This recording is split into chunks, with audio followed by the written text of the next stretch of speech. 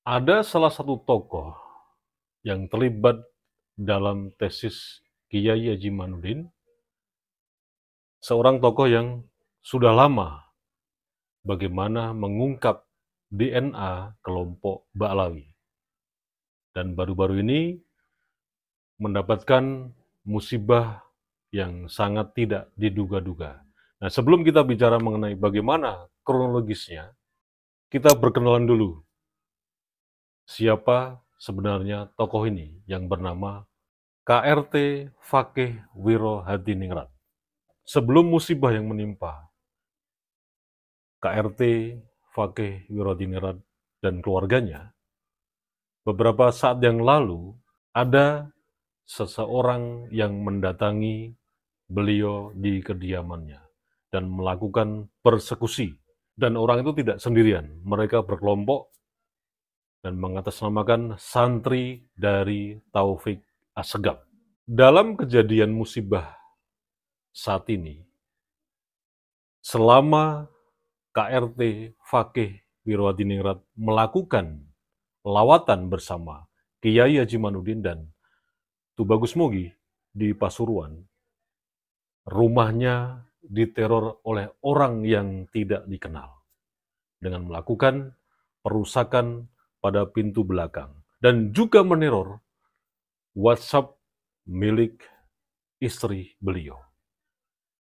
Dan ini masih dalam proses penyelidikan dan sudah dilakukan proses olah TKP oleh pihak yang berwajib. Nah, bagaimana kronologisnya KRT Fakih Wiro Hadiningrat mendapat teror? Kita ikuti cuplikan video dari channel KBN Nusantara. Saksikan videonya. Saya baru saja ditelepon sama Pak Jenderal yang katanya panjenengan mendapatkan teror gitu dari mereka atas statement-statement tegas selama inilah terkait nasabah Ba'lawi, terkait sejarah DNA dan lain sebagainya. Ini benar, Gus? Betul, kalau masalah teror itu sudah hampir setahun ini setelah saya menggaungkan membongkar kepalsuan mereka baik secara sejarah maupun DNA kan itu.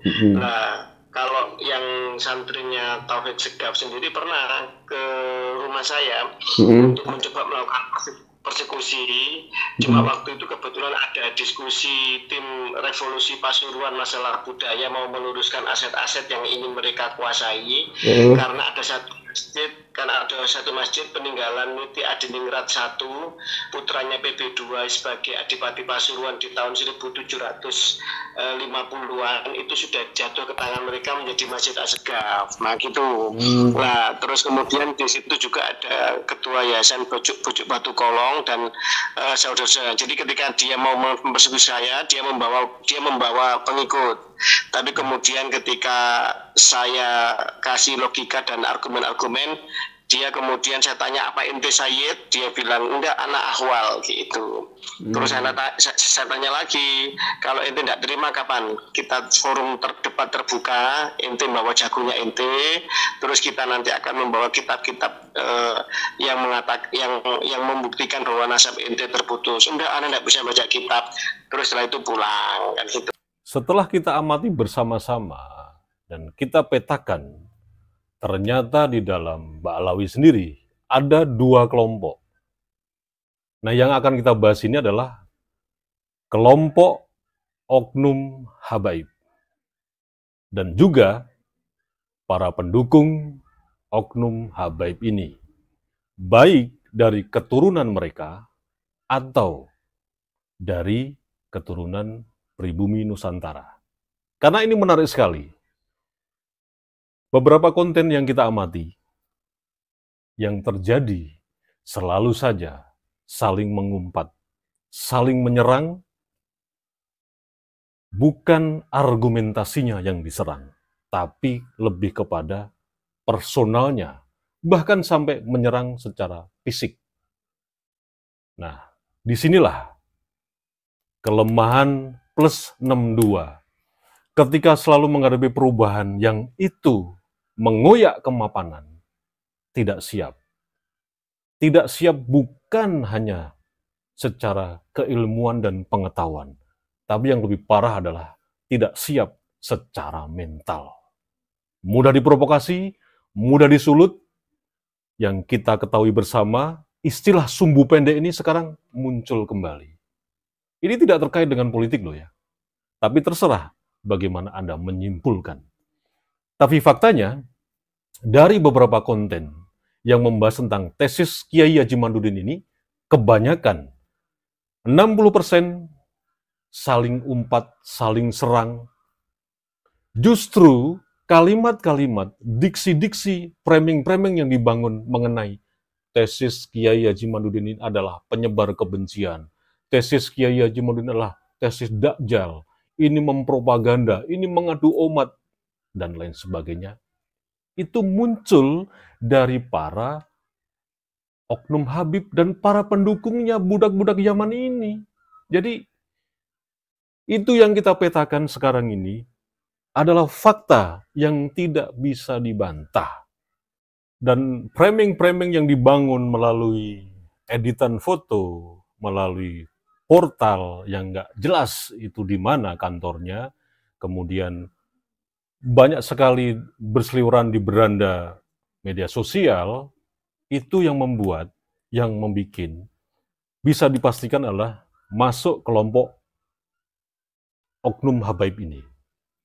Dan celakanya, para pendukung dan para pengikutnya itu juga nggak tahu jelas, nggak mudeng sekali tentang tesis Kiai Haji Maduddin ini. Nggak tahu apakah memang tidak berusaha ingin tahu, tapi tidak mau tahu, atau tidak mau tahu, ya bodoh amat, atau ingin tahu, tapi ada keterbatasan mengenai pengetahuan, atau faktor-faktor lain yang kita tidak tahu apa penyebabnya. Karena sumbu pendek ini memang susah diatur.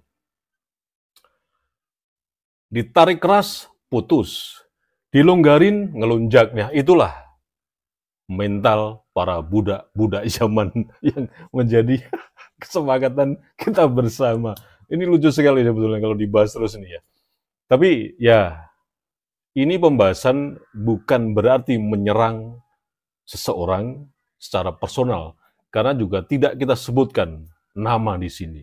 Kita mengeneral semuanya yang kita telah amati bersama, bahwa konten-konten yang membahas tentang tesis Kiai Haji Maduddin ini adalah isinya 60% kebanyakan adalah caci makian, umpatan, yang merasa benar, yang merasa paling dan sebagainya, yang tujuannya menyerang pribadi personal, bukan menyerang argumentasinya.